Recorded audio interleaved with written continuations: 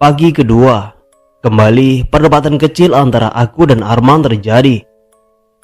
Tetap saja aku yang kalah atau mengalah, sebab memang Arman sepertinya belum merasakan seperti apa yang aku lihat dan aku alami. Setelah membawa bekal secukupnya, aku dan Arman memulai hari pertama mengais rezeki di perkebunan. Meski tanpa semangat menggebu, setidaknya aku buat sedikit melupakan ketakutan yang masih meliputiku.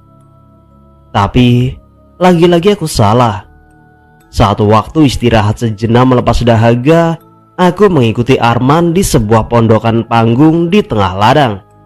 Sebentar saja rasa sejuk dan tenang singgah di benakku sebelum seorang bapak umur 60-an ikut singgah di pondok saat mengetahui keberadaan kami di dalam pondok. Lalu bapak itu bertanya kepada kami, "Anak ini baru ya kerja di kebun ini?" Tanya beliau ramah dengan logat bahasa warga asli setempat. "Iya pak, kami berdua baru hari ini mulai kerja," jawab Arman. Terlihat si bapak manggut-manggut ketika mendengarkan semua penjelasan dari Arman. Wajah keribut beliau yang awal begitu antusias tiba-tiba berubah manakala obrolan kami menyangkut rumah yang aku dan Arman tinggali. Seakan ada sesuatu yang terselip dalam benaknya, hingga tatapan matanya yang mengarah kepadaku dan Arman menyiratkan satu gambaran penuh misteri. Anak berdua ini kalau bisa pindah tempat saja, cari rumah-rumah kosong milik warga sekitaran kan ada. Bapak kasihan nantinya sama kalian, ucap beliau mengandung sebuah pesan yang sudah kedua kalinya ku dengar dari orang yang berbeda. Aku pun tertegun sejenak setelah mendengar pesan dari sang bapak, mengingatkan pada kejadian menakutkan yang aku alami semalam. Kembali perdebatan antara aku dan Arman terjadi sepeninggalan bapak yang menyebut dirinya Pak Wasis. Tapi tampaknya Arman masih tak begitu percaya dengan hal-hal gaib di rumah itu. Walau ia sendiri mendengar langsung dari dua orang tua yang memberi saran pada kami untuk pindah dari rumah itu, tetap saja ia tak menggubris meski kupaksa. Perasaan tak nyaman berdebar lagi-lagi mendarah ketika kakiku baru menapak halaman rumah sepulang dari kebun. Waktu yang sudah masuk surup ditambah cuaca mendung membuat keadaan sekitar rumah begitu sunyi dan sepi. "Yan, aku mandi dulu ya," ucap Arman padaku yang tengah menyimpan alat kerja di emper dapur. "Iya, silakan," jawabku melihat Arman sudah menyambar handuk yang tersambit dan melangkah ke arah kamar mandi. Sebatang rokok kunyalakan sembari duduk di emperan dapur, memainkan asapnya yang keluar dari hidung dan mulutku, sembari mendengarkan gebyuran air dari kulah tempat mandi. Saat itu tak ada kejanggalan atau keanehan kurasakan, sampai saat rokok yang kuapit di jariku tinggal setengah, tiba-tiba hidungku mencium bau amis darah menyengat, membuatku terhenyak. Belum sempat nafasku longgar karena bau amis darah, mataku dikejutkan lagi dengan kemunculan satu sosok yang berdiri entah sejak kapan di bawah pohon kelapa, tepatnya di pojok belakang rumah. Sosok yang terlihat sedikit jelas dengan penerangan alam adalah sosok lelaki berbadan tegap, bertelanjang dada, berambut gondrong, serta terdapat tato di lengan kanan dan dadanya. Matanya kulihat jelas tengah menatap tajam ke arah kamar mandi tak beratap, di mana Arman tengah mengguyur tubuhnya. Entah apa yang sedang sosok itu perhatikan dari diri Arman. Aku sendiri tak bisa menerkanya dengan pasti. Tapi satu yang membuat tubuhku merinding. Bau amis darah yang menyengat ternyata berasal dari sosok tersebut. Tak terasa, tubuhku rasanya kaku, dingin, dan mungkin pucat wajahku ketika itu. Apalagi ketika mata sosok itu beralih menatapku, jantungku seolah-olah berhenti berdetak. Lalu tiba-tiba, "Yan, kamu kenapa, Yan?" Teguran keras dari Arman seketika menyadarkanku.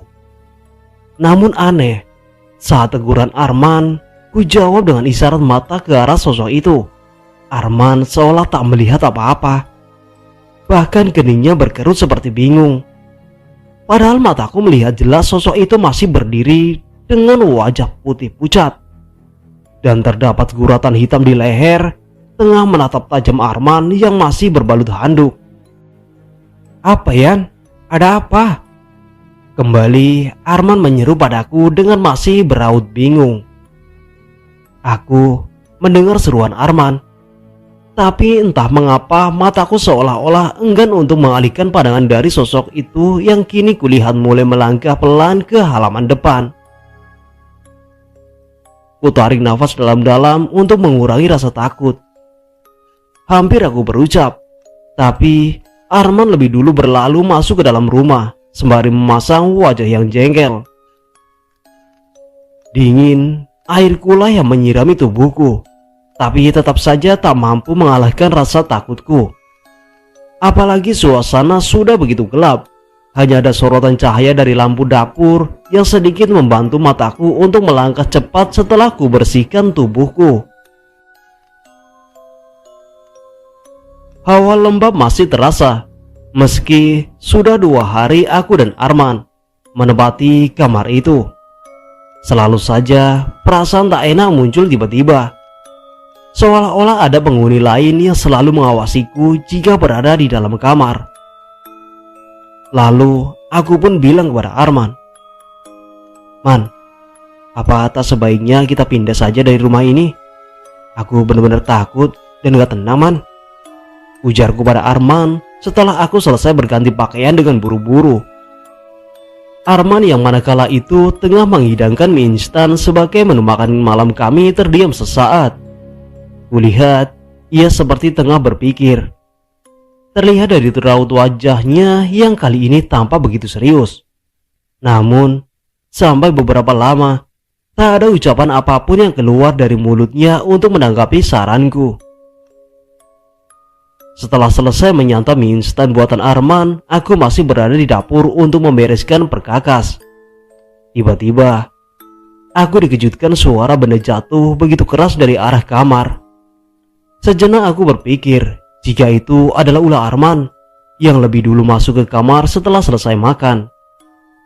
Tapi ketika suara itu terdengar lagi dengan disertai suara pekikan, aku buru-buru berlari untuk memastikan. Dan seketika itu aku melihat Arman yang sudah terduduk di pinggir ranjang. Man, kamu kenapa, Man?" Seruku terkejut menyaksikan Arman sudah terduduk di lantai menyandar di kayu tepian ranjang. Tubuhnya menggigil, wajahnya pusat pasi serta tatapan matanya kosong ke sudut lemari, di mana tas ransel, baju serta barang-barang lainnya sudah berserakan di lantai. Namun bukan itu yang dimaksud Arman. Tapi satu sosok sedang berdiri di samping lemari. Sosok laki-laki sama persis yang kulihat beberapa saat tadi, tepatnya saat di belakang rumah. Tapi ada satu yang membedakan, guratan di lehernya. Ternyata sebuah luka seperti sayatan yang menganga. Keadaanku kini tak jauh beda dengan Arman. Pucat, berkeringat, dan diselimuti rasa yang benar-benar takut. Lalu sosok itu bilang kepada kami, "Kalian sudah berani meniduri ranjangku, dan kamu sudah menghinaku." Satu suara berat mengandung amarah yang keluar dari mulut miring sosok itu. Benar-benar meluluhkan keberanian dan mentalku. Apalagi beberapa saat kemudian, satu kejadian yang tak kusangka, yang membuat tubuhku gemetar, yang membuat kepala dan mataku berat dan sebuah kengerian. Manakala sosok itu mendekati Arman, meraih kepalanya dan membentur-benturkan pada kayu tepian ranjang. Tak ada jeritan atau teriakan dari Arman yang keluar, hanya ringisan menahan sakit dengan mata berlinang yang kulihat dari wajahnya. serta geraman-geraman dari sosok itu sebelum ku rasakan berat dan gelap semua. Dan tiba-tiba aku terjengat kaget saat mataku terbuka dan mendapati beberapa orang sudah mengelilingiku. Ada kelegaan dari salah satu wajah tua yang duduk di sampingku yang ku kenal ketika di kebun, yaitu Pak Wasis. Beliau tersenyum sembari memijat pelan keningku yang memang terasa berat. "Alhamdulillah kamu sadar, Nak," ucapnya pelan. Lidah dan mulutku terasa kaku dan sulit ku gerakkan. Sebelum segelas air putih yang diberikan Pak Wasis membuatku kembali pulih dan memberiku ketenangan. Perlahan, ingatanku kembali pulih.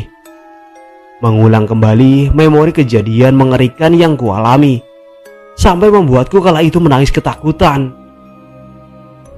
Pak Wasis kembali memijit keningku yang kali ini lebih keras. Tangannya sedikit kasar dan sudah dibasahi air, mengusap wajahku dengan pelan sembari bibirnya melafazkan doa-doa. Arman, teman saya di mana, Pak?" tanyaku pelan setelah ketenangan menyelimutiku. "Temanmu ada di kamar itu, Nak. Dia masih pingsan," jawab Pak Wasis datar.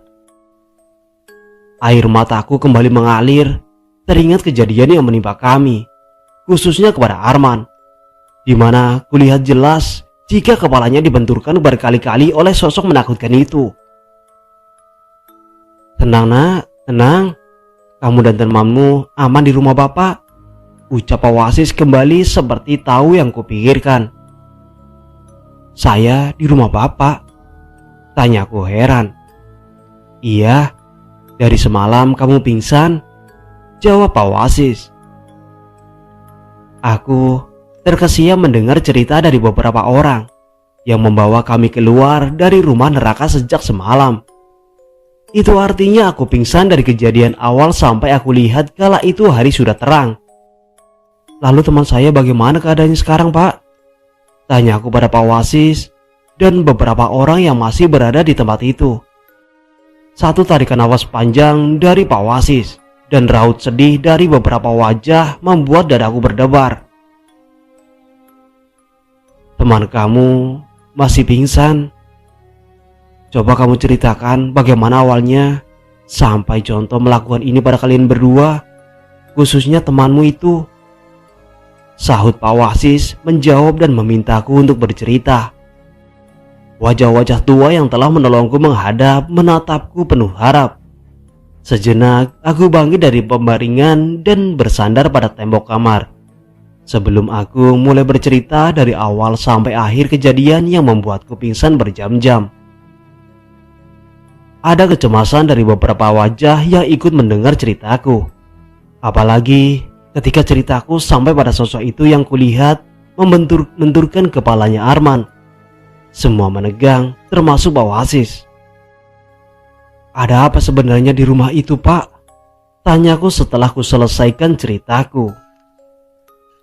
Beberapa dari bapak-bapak itu kulihat saling pandang, seperti saling menyerahkan untuk menjawab keingintahuanku tentang asbab musabab rumah yang sudah menjelakaiku dan Arman. Akhirnya Pak Wasis sendiri yang mulai membuka ucapan untuk bercerita. "Di dalam rumah itu, khususnya di kamar yang kalian tempati, pernah terjadi tragedi pembunuhan yang menumpahkan darah Angkoro." Kenapa kami bilang darah Angkoro? Sebab pembunuhan itu dilakukan oleh beberapa orang yang didalangi oleh adik kandung dari Jonto, si korban. Mereka membunuh Jonto karena sudah tidak tahan dengan kebengisan dan kesewenang-wenangan dan kejahatan Jonto pada warga sekitar, termasuk keluarganya sendiri. Jonto berhasil dibunuh setelah direncanakan lama, sebab Jonto mempunyai banyak ilmu. Makanya tak hanya 1-2 orang yang ikut terlibat. Setelah menentukan waktunya yang tepat, berdasarkan anjuran dari orang-orang yang berilmu kebatinan, malam kelahiran Jonto sendiri yang bisa menjadi malam tragisnya. Jonto dibunuh dengan cara tepat jam 12 malam di kamar itu. Tiba-tiba Pak Wasis berhenti sejenak. dengan menarik nafas dan menengadahkan wajah serta menatap ke langit-langit kamar, mengumpulkan kembali kepingan-kepingan kejadian tragis itu. Tapi sebelum Jonto mengembuskan nafas terakhirnya, ia sempat bersumpah jika darah yang telah ditumpahkan dari tubuhnya dengan cara pengecut akan menghantui dan mencari teman untuk tinggal di rumah itu. Sumpah Jonto benar-benar terbukti saat pertama ada sepasang suami istri yang menempati rumah itu, meninggal dengan cara gantung diri. Disusul 1 tahun kemudian, seorang pemuda sama seperti kalian yang juga bekerja, mati tergantung di kamar itu. Ucap Pak Wasis mengakhiri cerita ringkasnya. Tubuhku yang sedari awal merasakan ngilu dan sakit, seketika menggigil mendengar sekilas cerita itu. Tak terbayang betapa mengerikannya kamar itu setelah tahu kejadian-kejadian sebelum aku dan Arman menempatinya.